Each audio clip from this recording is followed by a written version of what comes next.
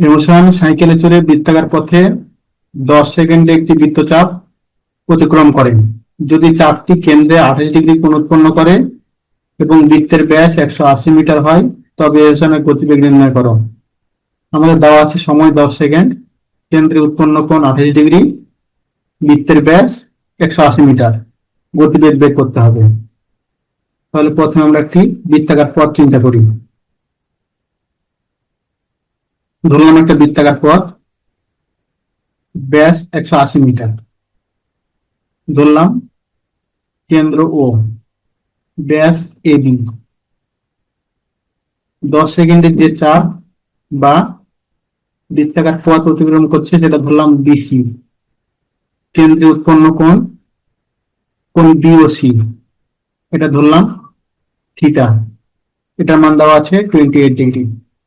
তাহলে প্রথমে লিখি, ধরি বৃত্তের ব্যাস এবি সমান 180 মিটার। অতএব ব্যাসার্ধ আর সমান 180/2 সমান 90 মিটার। 10 সেকেন্ডে অতিক্রান্ত দূরত্ব সমান বিসি, এটা সমান ধরলাম এস, এটা হচ্ছে বৃত্তচাপ। কেন্দ্রে উৎপন্ন কোণ, কোণ বিওসি সমান থিটা সমান 28 ডিগ্রি।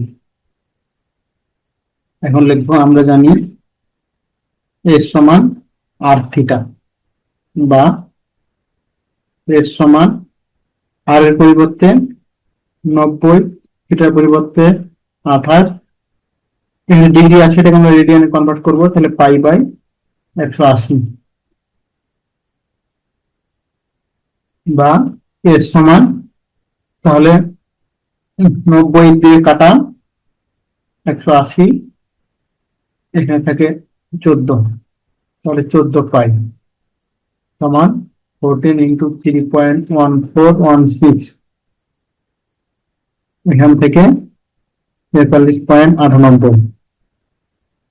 তো আমরা অধিকাংশ দূরত্ব পেলাম এবং সময় দেওয়া আছে 10 সেকেন্ড।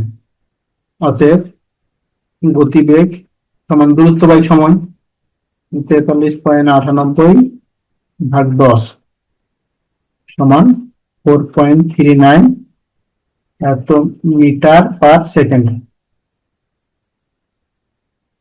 এটা অ্যান্সার। এখানে আমরা মিটার লিখতে পারতাম।